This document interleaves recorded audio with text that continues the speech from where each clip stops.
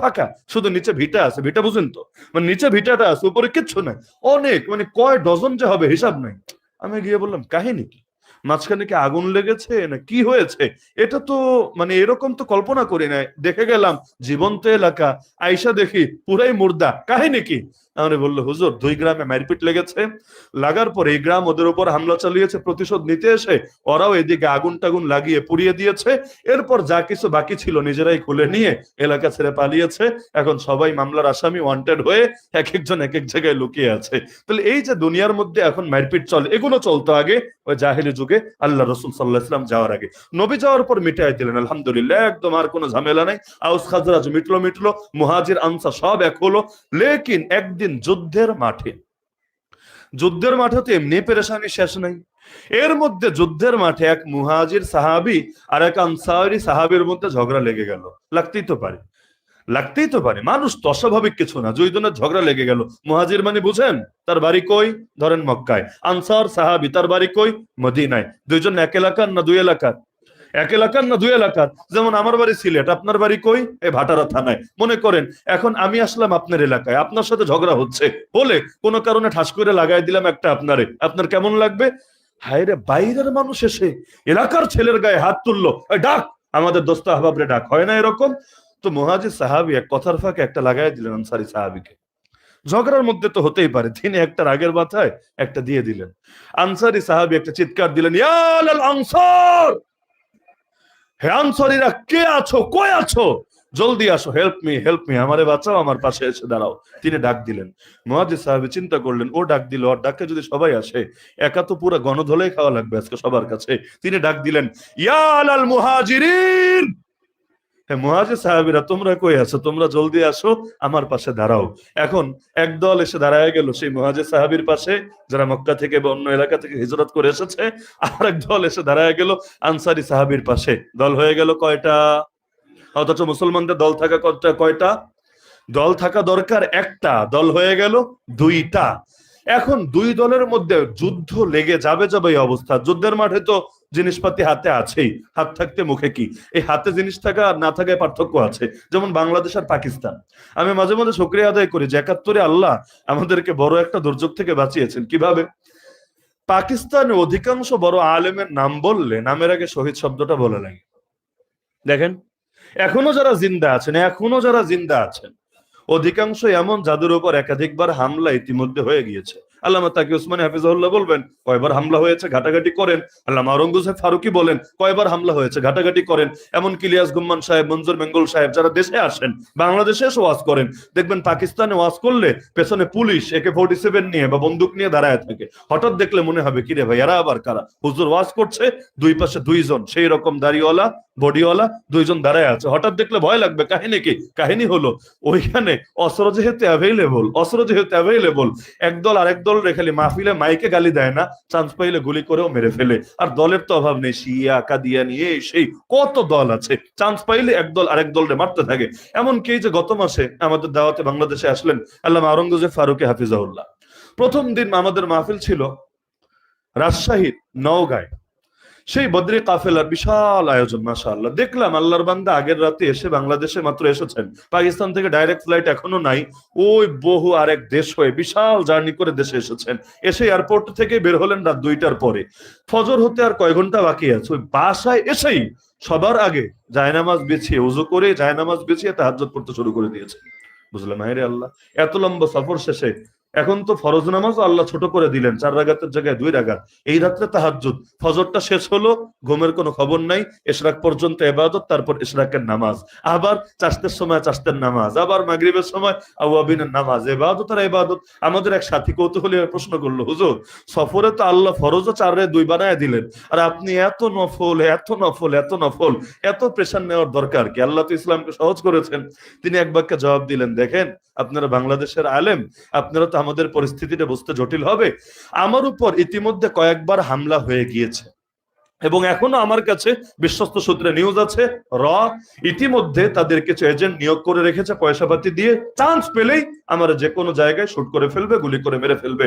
সুতরাং প্রতিটা দিন প্রতিটা মুহূর্তে আমাদেরকে মরার জন্য রেডি থাকা লাগে। আপনারা তো আলহামদুলিল্লাহ তো হয়তো লম্বা হায়াত পাবেন, জীবনটাকে ধীরে ধীরে গোছায় নিবেন, সময় আছে। কিন্তু আমি আওরঙ্গজেব ফারুকী প্রতিদিন সকালে চিন্তা করি আজ দুপুর মনে হার দেখা হবে না, দুপুরে চিন্তা করি আজ বিকাল মনে হার দেখা হবে না। তো অল টাইম যে কোনো সময় হামলা হতে পারে, তো মরার জন্য আর কি রেডি থাকি। তখন মনে মনে শুকরিয়া আদায় করলাম, যাক আলহামদুলিল্লাহ বাংলাদেশে তা অন্তত গালির উপরে রাখে অথবা ঝাড়ির উপরে রাখে, অন্তত মাইঠের এখানে অত বেশি দেয় না, গুলি টুলি এখানে করে না, কারণ গুলি এখানে ওই তুলনায় অ্যাভেলেবল না।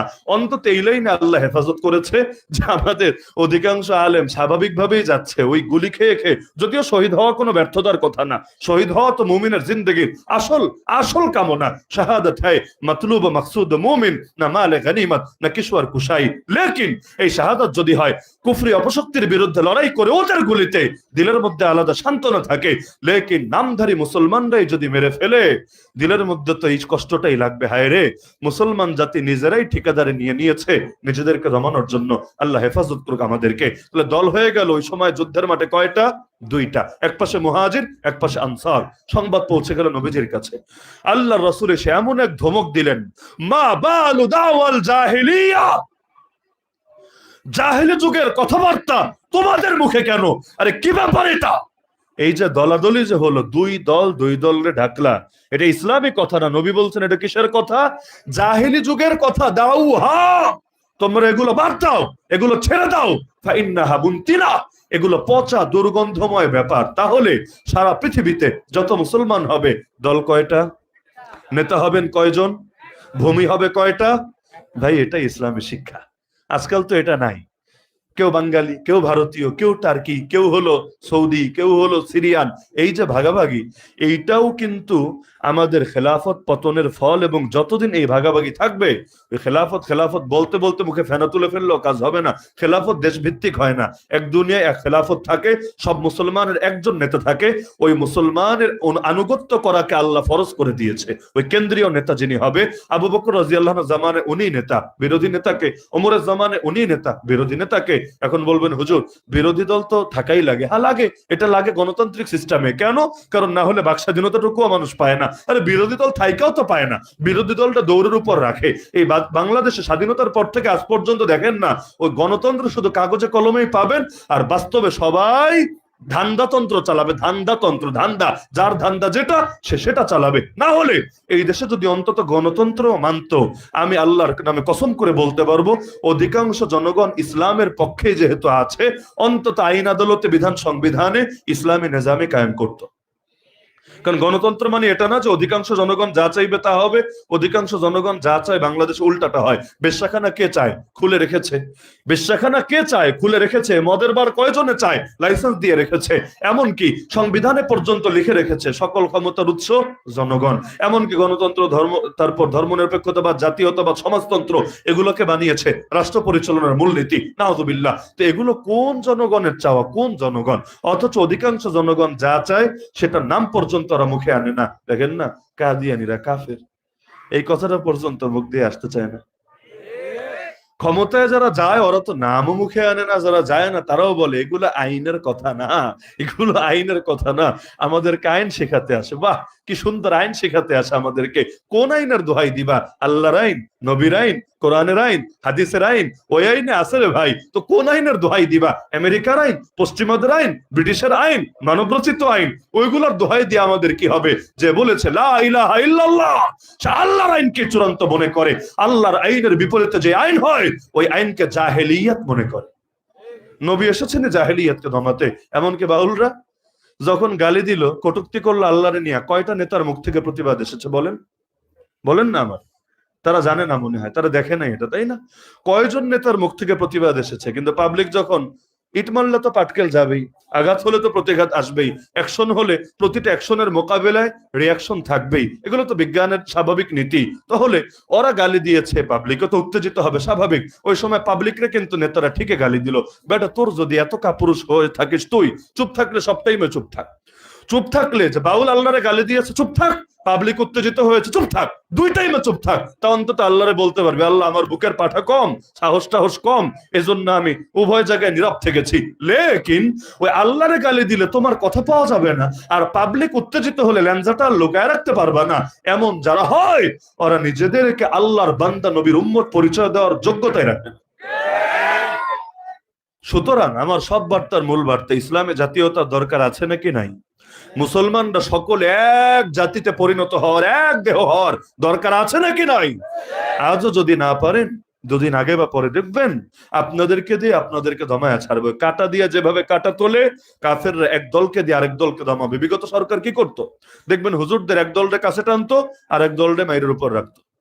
এই দরবার, এই ভণ্ড দরবারে বুকে জড়াতো, আবার আরেকটা ভালো ধারার লোকদেরকে নিয়ে জেলের মধ্যে ভরে রাখতো। সবসময় দেখেন পকেটের মধ্যে কিছু মৌলবীরা রাখতো, যারা ডিম বিরিয়ানি খায়াও জান্নাতের টিকিট ব্যস্ত।